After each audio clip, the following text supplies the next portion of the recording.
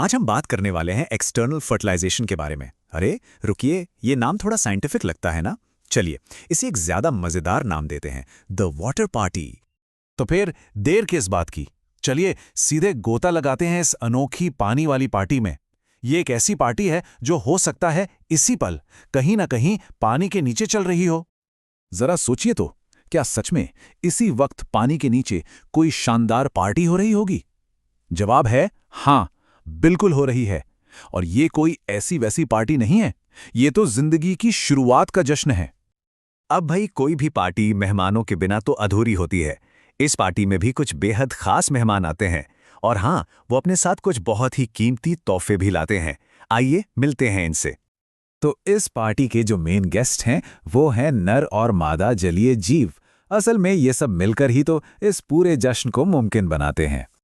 तो भाई, इस गेस्ट लिस्ट में कौन कौन शामिल है? इसमें हैं मछलियां, मेंढक, स्टारफिश और पता है यहां तक कि शैवाल यानी एल्गे भी। ये सब इस अनोखे मिलन का हिस्सा बनते हैं। और जैसा मैंने कहा, ये मेहमान खाली हाथ नहीं आते। वो लाते हैं पार्टी के सबसे जरूरी तोहफे, अपने युग्मक यानी कि स्पर्म और एग्स। इन्हीं तोहफों से तो पार्टी में असली जान आती है।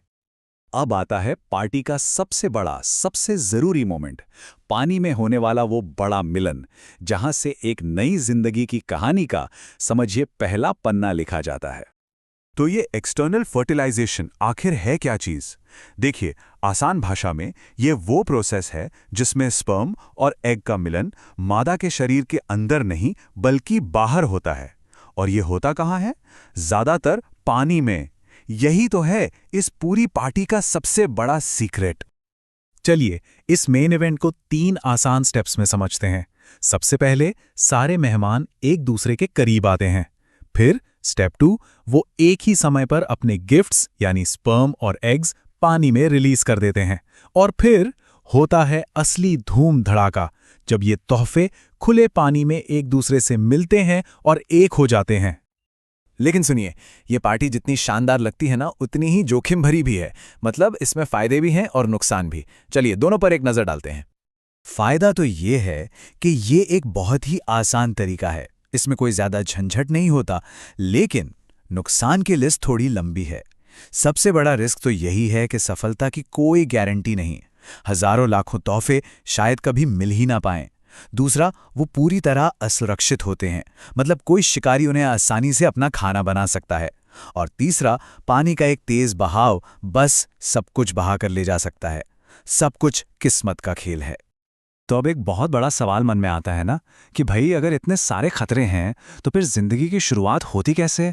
प्रकृति ने इस हाई रिस्क गेम का क्या तोड़ निकाला है? जवाब इस एक शब्द में है, लाखों। जी हां, लाखों में। ये जीव एक या दो नहीं बल्कि लाखों की तादाद में अपने युग्मक पानी में छोड़ते हैं। ये प्रकृति का एक नंबर गेम है, एक हाई रिस्क हाई रिवॉर्ड वाली स्ट्रैटेजी। मतलब हजारों कोशिशें नाकाम हो जाएं, पर अगर कुछ भी सफल हो गई तो प्रजाति आगे बढ़ जाएगी। कमाल की स्ट्रैटेजी है ना?